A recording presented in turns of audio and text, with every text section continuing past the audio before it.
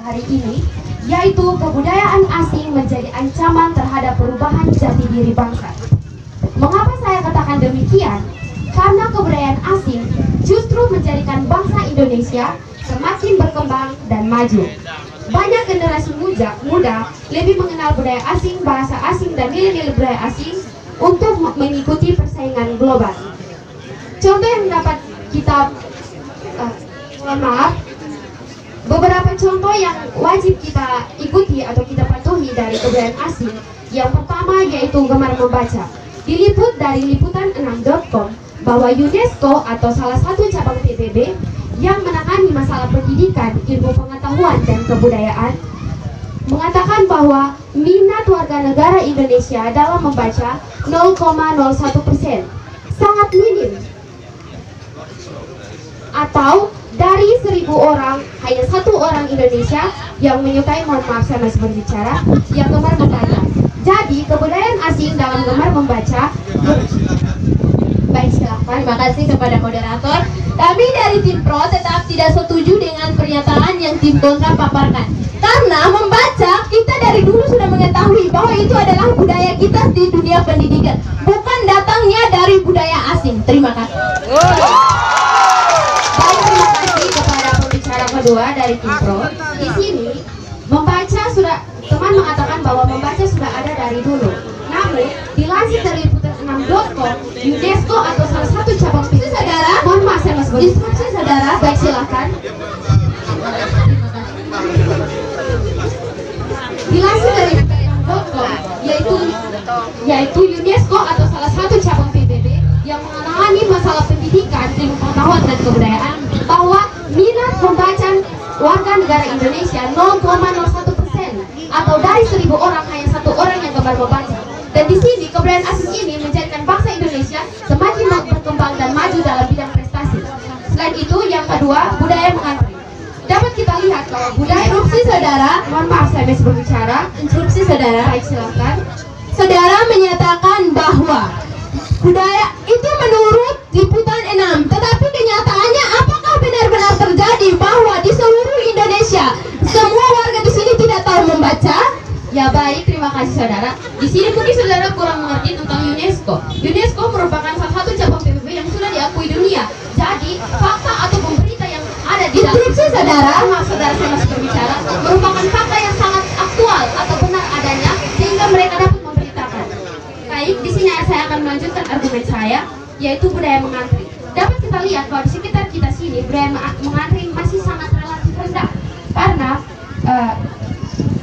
orang-orang Indonesia mungkin, mohon maaf, di sini saya akan menjelaskan kembali tentang budaya mengantri.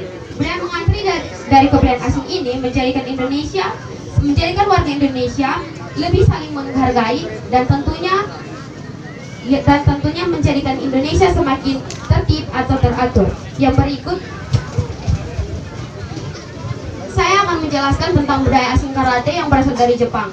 Di sini budaya asing karate yang berasal dari Jepang tidak memudahkan jati diri bangsa Indonesia, melainkan menjadikan bangsa Indonesia sebagai bangsa yang berprestasi di internasional. Dapat kita lihat bahwa salah satu atlet Fauzan Nur yang meraih prestasi di kejuaraan karate di Praha, Republik Ceko, dan salah satunya yaitu atlet Samantha Edison yang berhasil meraih prestasi di FIDE World Champions pada U18 di Belarusia. Yang berikut dari segi fashion. Kebudayaan asing yang masuk misalnya dalam bidang ini contohnya yaitu kain tenun yang telah dimodifikasi menjadi lebih simpel seperti rok, dress, dan jaket yang menjadikan anak-anak semakin mencintai produk Indonesia. Dapat kita lihat bahwa bukti nyatanya yaitu salah satu agen atau produksi di NTT yaitu Levico Boutique oleh Ibu Yuliana Laiskoda telah membawa nama Indonesia menuju ke internasional. Yang berikut cara mengemas instan. Cara mengemas makanan instan dengan makanan siap saji yang merupakan kebudayaan asing juga sangat membantu dalam mengembangkan jati diri bangsa. Contohnya makanan siap saji seperti rendang, masakan khas Padang yang saat ini kita temukan bahwa banyak produk-produk seperti rendang yang sudah siap saji dan lebih memudahkan bangsa Indonesia serta berpengaruh terhadap nilai ekonomi. Waktu pembicara kedua selesai. Kita beri tepuk tangan.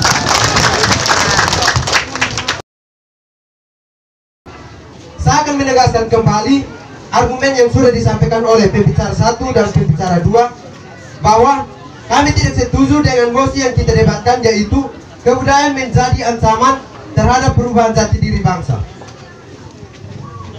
Dengan adanya kebudayaan asing membuat bangsa Indonesia lebih kreatif dan inovatif. Seperti yang telah dilansir dari kompas.com, budaya mengantri adalah budaya yang berasal dari bangsa Jepang, di mana bangsa Jepang sangat menjunjung tinggi budaya tersebut. Hal ini berpengaruh terhadap bangsa Indonesia sehingga bangsa Indonesia lebih tertib.